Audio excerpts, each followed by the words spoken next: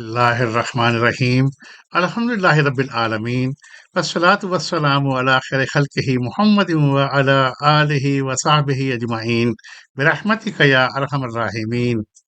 Assalamu alaikum wa rahmatullahi wa barakatuhu.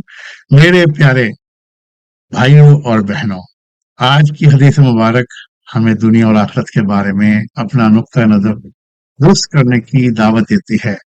हजरत अबू हुरैरा रजी अल्लाह तआला अन्हु रिवायत करते हैं कि रसूल अल्लाह सल्लल्लाहु अलैहि वसल्लम ने फरमाया, दुनिया मोमिन के लिए कैद खाना है और काफिर के लिए जन्नत है। हवाला मुस्लिम, सही मुस्लिम 2956।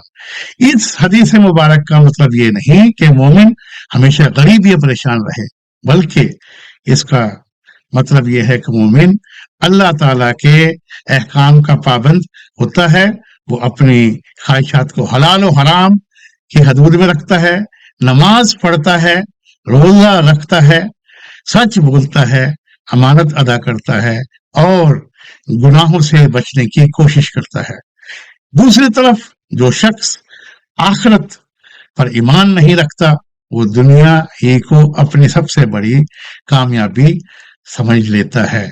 रसूलुल्लाह सल्लल्लाहु अलैहि वसल्लम हमें सिखाते हैं कि दुनिया चंद दिन के लिए है, लेकिन आखिरत हमेशा रहने वाली है।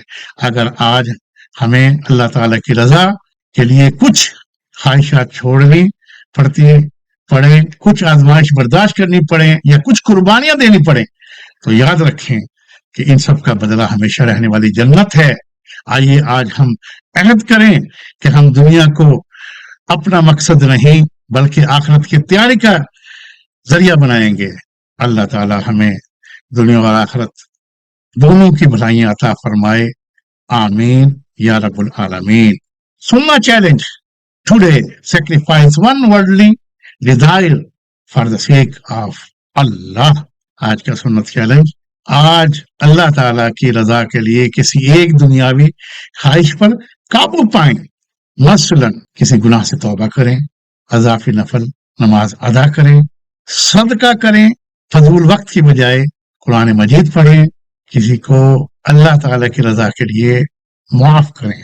वन हदीस वन एक्शन। आज ये अहद करें, मैं दुनिया को आर्जी समझते हुए अपनी जिंदगी का असल मकसद अल्लाह ताला की रजा और आखिरत की कामयाबी बनाऊंगा।